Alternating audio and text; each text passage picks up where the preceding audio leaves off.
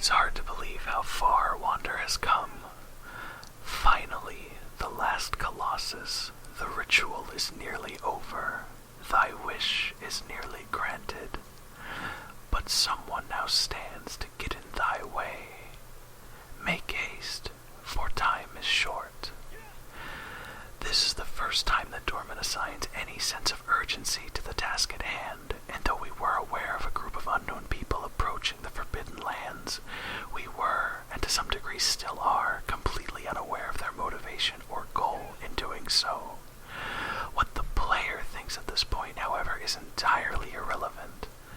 Unlike us, Wander had no idea of the encroaching band, and now Dorman has not only revealed their presence to him, but also explained that they wish to completely stop his progress thus far. All of his victories that at first seemed impossible, all of his time spent and laborious effort exerted, all of it, according to Dorman, could be nullified by this nameless, faceless entity that he spoke of. Wander must not let that happen, no matter the cost.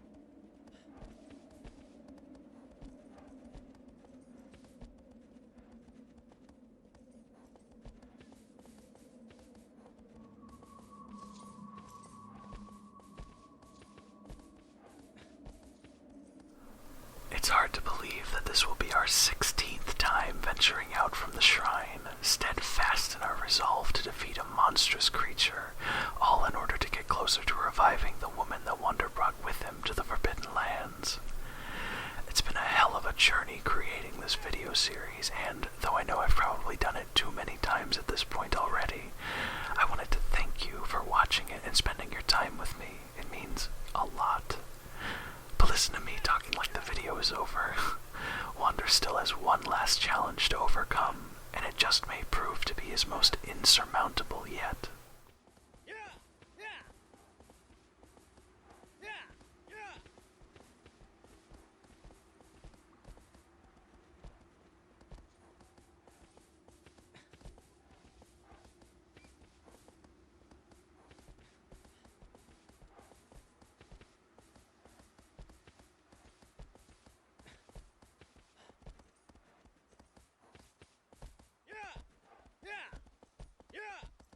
These fields are stunning, though there was some unfortunate pop-in on our way to these plains. The draw distance is really impressive.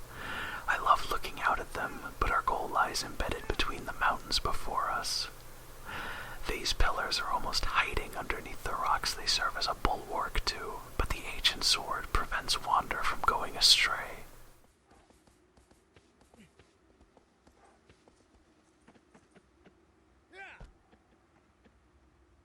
I think the design of this door goes pretty unappreciated. I mean that mainly in the sense that this door makes a pretty large step for Wander, the approach to the final Colossus, but its scale and importance doesn't really stand out unless you know where you're going. From afar, a particularly exploration-prone player may not even stumble across it.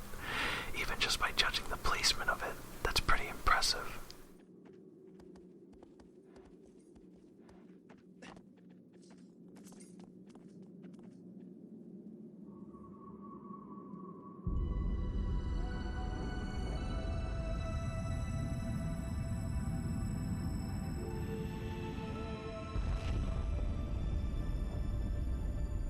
In case you were wondering, this door only opens up after you've defeated all 15 preceding Colossi. If you came here any earlier, the sword's light does nothing.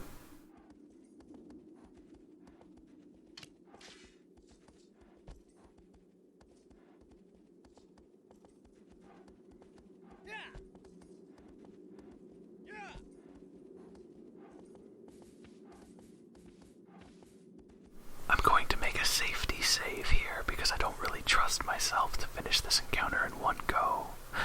Oh, and do you remember when I said that this was a pacifist playthrough? I lied. Also, I just wanted to show you what that looked like since that lizard was so readily available to us.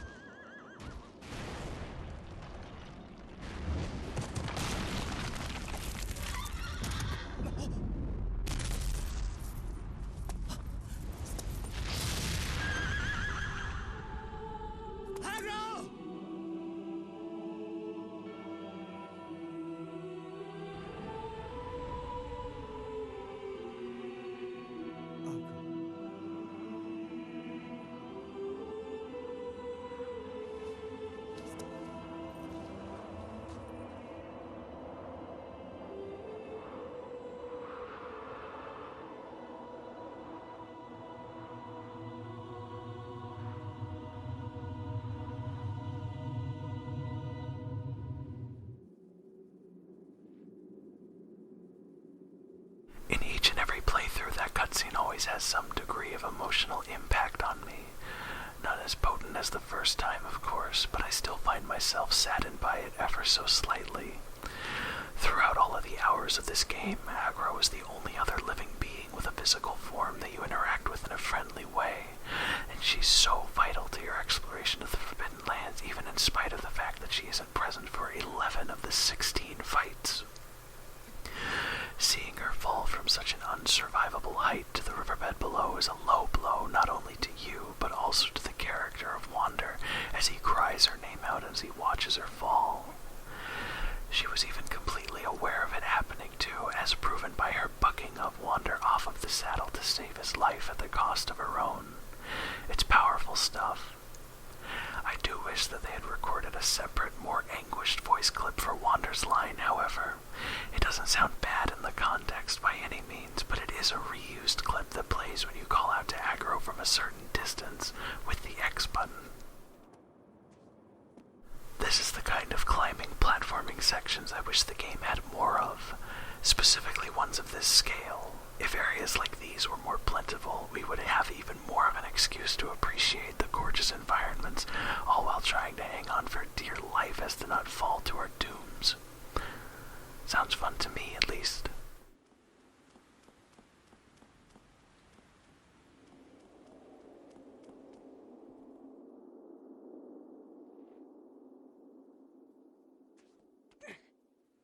As we jump onto the pillar, a thunderstorm rains upon us, an omen of the levity of Wander's final battle in the Forbidden Lands.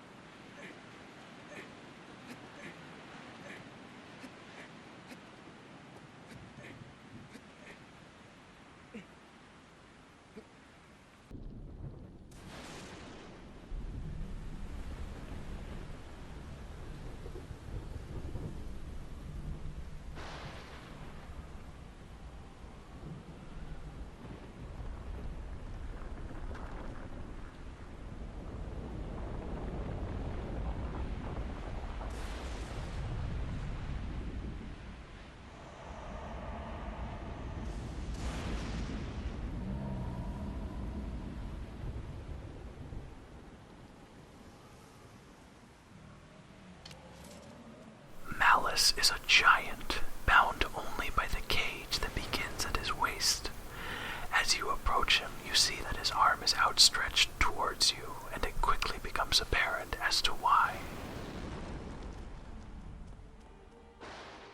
His projectiles have such an oomph to them from both auditory and visual perspectives. The sound designers did a splendid job deciding on that one. It It's much more terrifying than the other colossi with projectiles for those two reasons alone, and it gives an expression of Malus's strength to the player just as soon as the battle begins. Truly, this is the strength of one claiming to be Shadow of the Colossus' final enemy. Luckily, there are barricades to protect us. Unlike a lot of other speculations I have no doubt that these were specifically constructed with Malus in mind. Why that is exactly is up for debate, and I'm sure someone could come up with a multitude of reasons as to their purpose to make sense. Personally, I think it's down to two things. The first is that they were erected to give the ability to reach Malus without being harmed by his huge explosion death balls, which seems reasonable enough. There are underground segments, as you see, but perhaps the geography didn't allow for safe passage through a tunnel that ran all the way to the being. The second one, which could have possibly gone on in tandem with the protection, is observation. Every barricade has an opening just above average human height, and I think that it's pretty easy to imagine a group of curious individuals wanting to spectate Malus's day-to-day behavior. There are a whole lot of logistic details that conflict with this notion, I'm sure, but it still makes me think.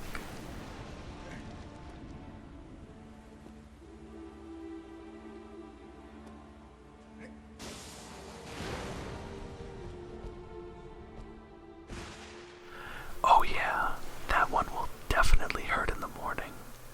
I always have at least a little bit of trouble with these barricades given Malus's relentlessness and the distance between them, but with a few fake outs to get him to shoot his projectile early, we'll get through just fine.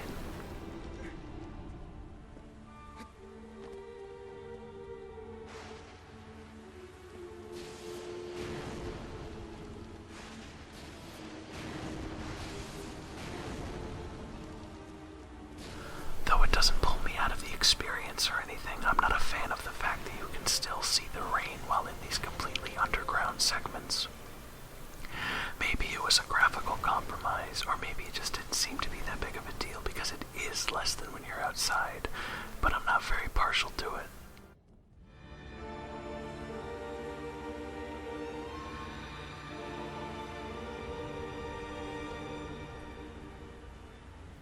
Now the true fight begins. The only way up to Malus's single sigil is via the sturdy skirt that bars his movement, and I find the design of it incredibly interesting. It's adorned from top to bottom with patterns and symbols and fences and just all of these things that I can't discern the purpose of. I feel as though this was definitely created specifically to keep Malus from moving, which opens up a whole new can of worms as to the nature of this arena and this boss that I'm not 100% willing to get into at the moment. But a lot of the adornments and symbols, one of which is the sigil that marks the Colossi's weak points actually, seem to be somewhat religious, or at the very least reminiscent of something that you might see in a church. I've heard opinions from quite a few others that the 16th Colossus is a somewhat disappointing final boss due to the fact that he doesn't really attempt to fight you directly and couldn't even move if he wanted to try. I do understand that sentiment, but as far as I'm concerned, the sheer scope and power of Malus himself more than makes up for it, even if that power seems to diminish a bit once you get closer to the end of your climb. As we reach Malus's first weak point, we see the warped sections of sky that receive the beams of light from previous colossi in a very unique way. Whether intentional or not, the fact that the boss sort of serves as a wall between them makes for some nice symmetry.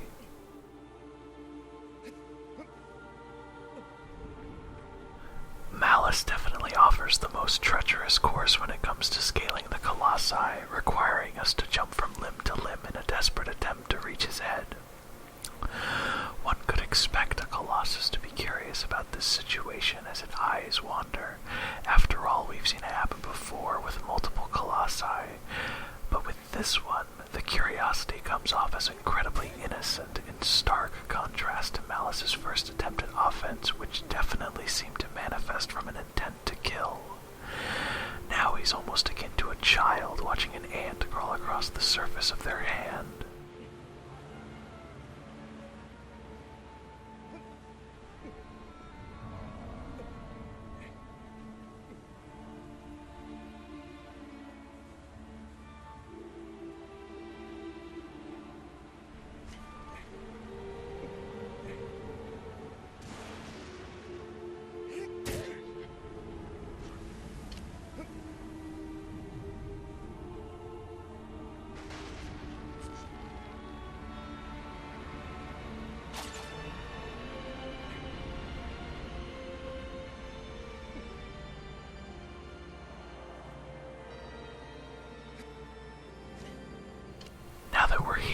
It's over.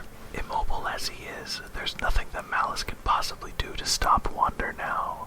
Not when he's come so far and he's so close to his goal. Even the turbulent winds and torrential rains refuse to assist him. In spite of what this Colossus represents as a bookend to Wander's journey, I can't help but feel at least slightly sorry for him as he endures each painful stab. His movements seem to give off an impression of helplessness in the face of his own demise. He can't cope, and maybe, just maybe, he can't even process the concept of dying. He's been holed up in this prison for eternity, and now it's just going to end for good.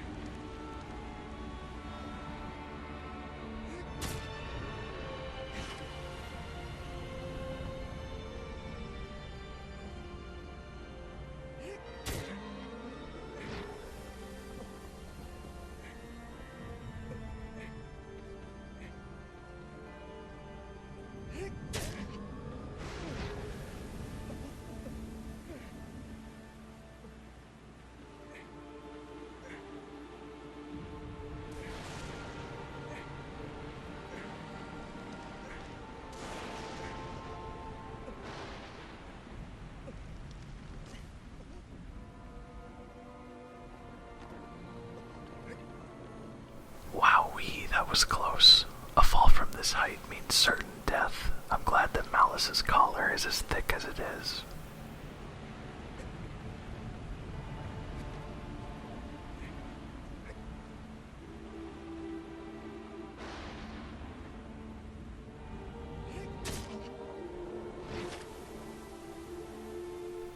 When we finish using the ancient sword for the last time, the black tendrils will return for their embrace, and Wander's wish will be fulfilled.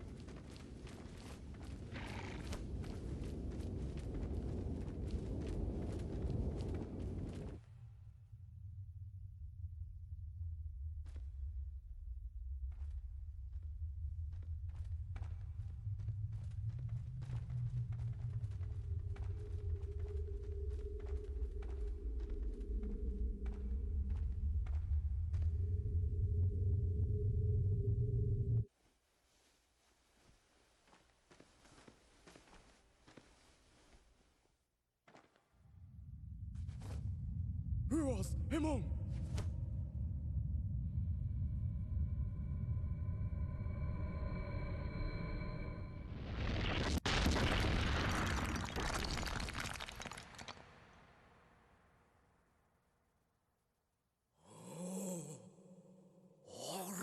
Rani.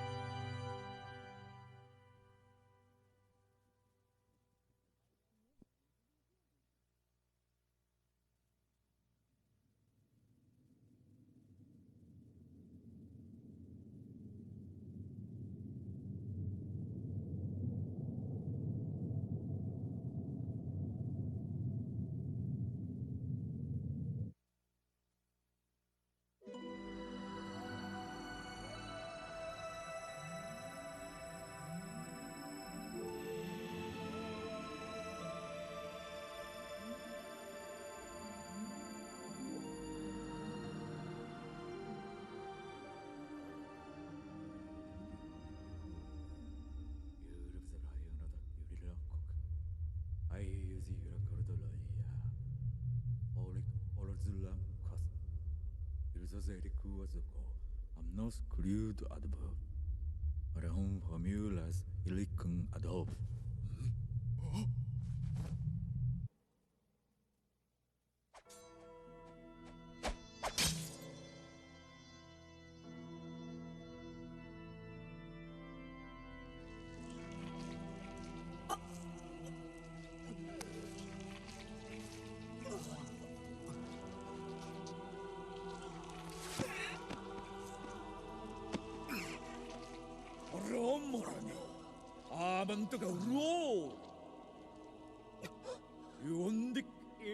Rarzum, aulam ulumka.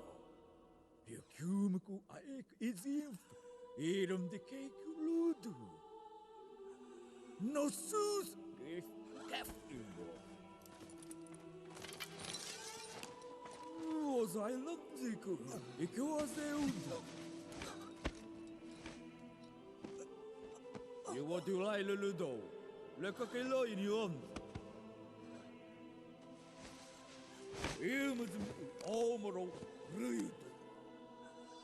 Akif. Adit ayro ikon karnika. Ores yürküdü.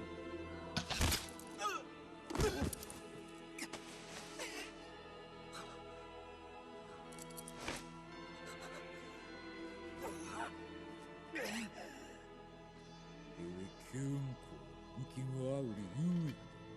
Il reservno cada aiuto.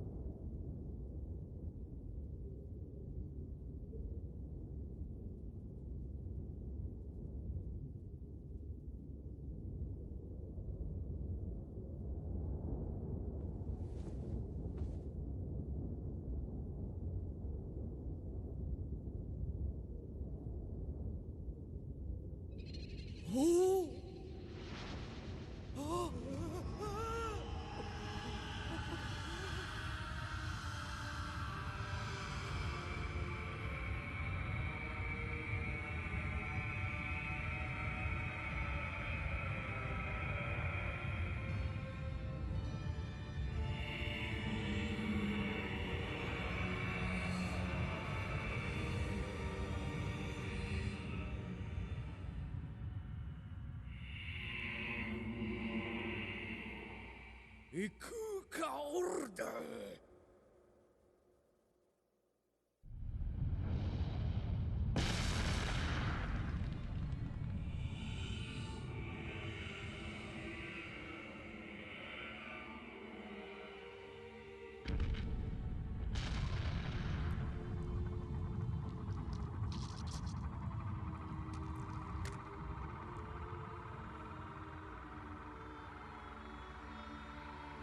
Laki-laki aw, yukra akala fruit gitu itu.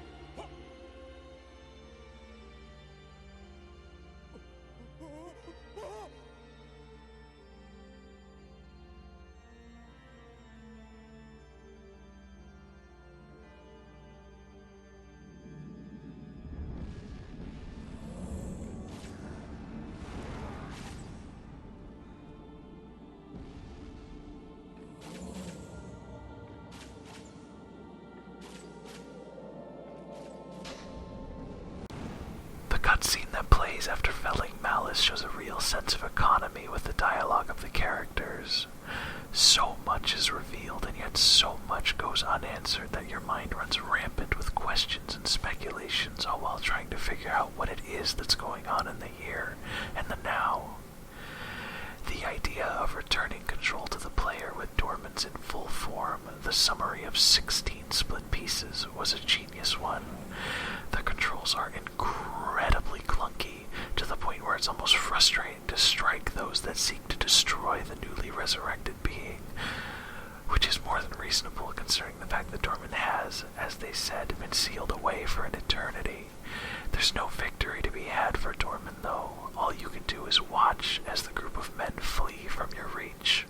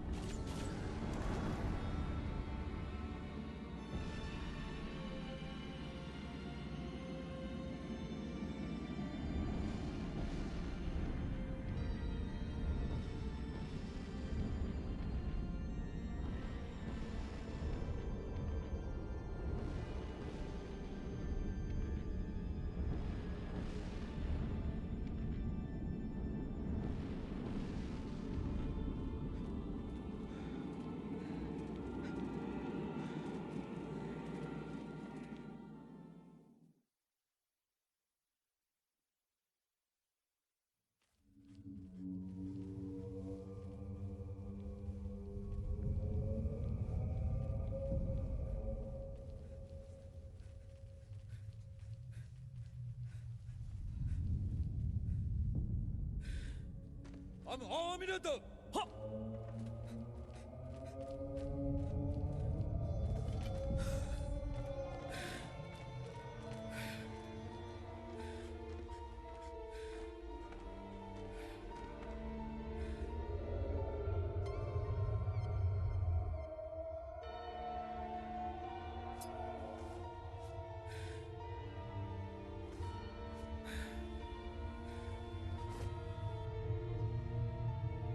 You call this...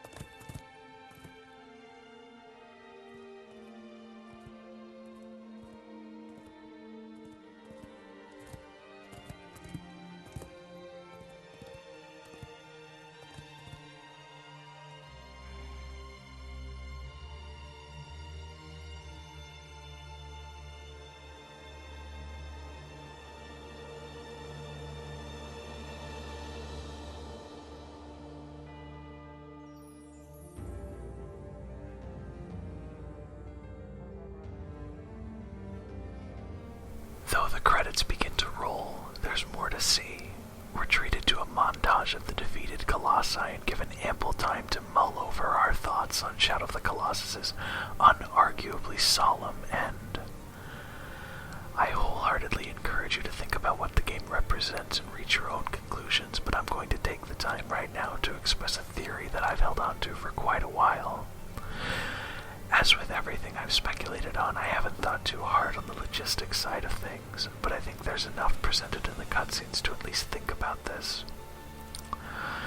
I enjoy the idea that Dorman is a collection of ascended consciousnesses.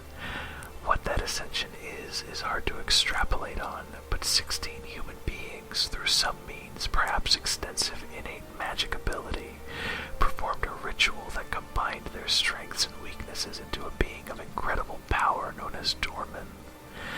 I feel this is well evidenced by the shadowy figures that look down upon Wander as he awakens after each encounter. I also enjoy that perhaps each person's personality or essence has traits that live on in the Colossus that traps their spirit. For example, perhaps Gaius was a gallant knight, more interested in doing the noble thing in a world where he felt the majority was doing otherwise. Avion may have been skilled in the art of reconnaissance. Bosseron could have been extremely powerful, but with poor balance. Celosia might have put on a brave, aggressive front, but actually been a great coward. Malus could have been the ringleader of them all. I don't know, those probably just sound silly, and I wouldn't put it past you if you thought that, but the idea is fun for me to explore at least.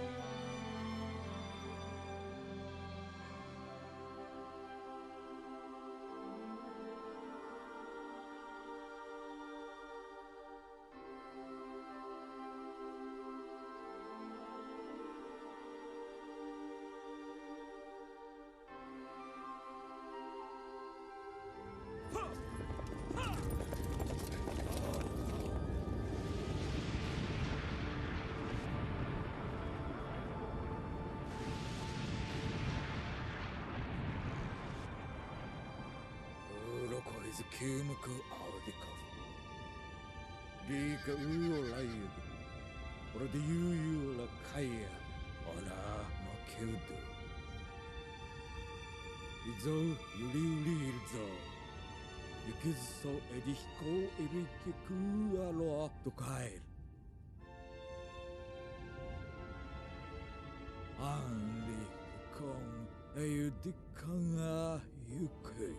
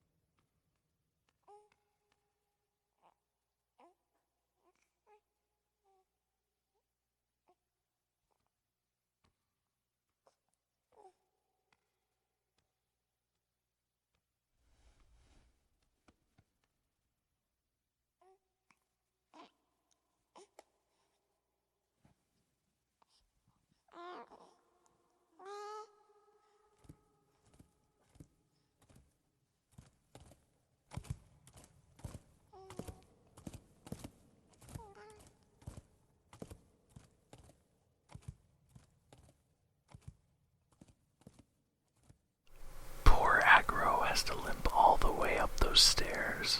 At least the woman doesn't try to ride on her back, I suppose. So this is where the game's connection to Eco comes in. Given the premise of Eco, as we've already covered, whenever a boy with horns is born, he's taken to the castle and left there. I believe the prevailing theory is that Wander's rebirth, if that baby is in fact Wander for sure, was the first of these children with horns. This would make Shadow of the Colossus a very, very distant prequel to Eco, if they are directly connected at all. I personally like to think that they are. It's a very interesting avenue to tie the two games together in an unobtrusive way. The path that the woman and Agro are walking up is one that was previously closed off to us during the game, as you're unable to leave the shrine even if you climb all the way back up there.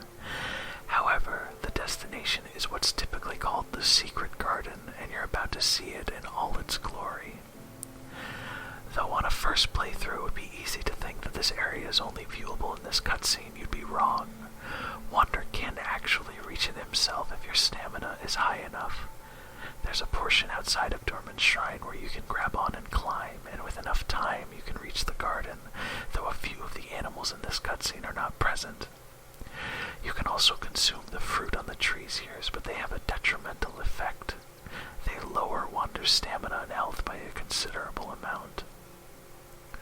Interestingly, Fumito Ueda talked about this in an interview by saying that the fruit in the ancient land was said to get you closer to a non-human existence, while the Secret Garden's fruit was said to return you to a human one.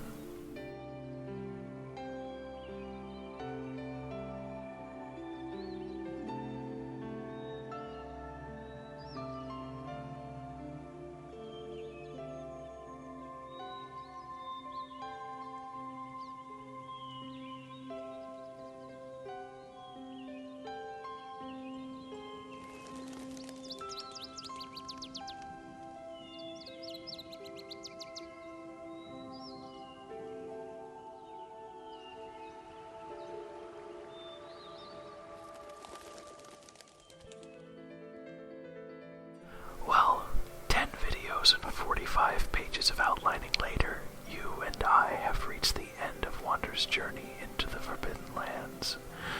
We explored the world and overcame nigh impossible challenges, all on a promise made by an unknown entity that called itself Dorman. Though their plan ended up being foiled, they were true to their word and carried out their end of the deal, reviving the woman and allowing them to live again. For a final time with Shadow of the Colossus, thank you for spending your time with me as I renewed my love of this game for the umpteenth time. I hope that you've enjoyed yourself and possibly learned a few new things or reached new conclusions. Have a great day. I hope to see you back when I do the same for The Last Guardian. Or maybe just a little bit sooner.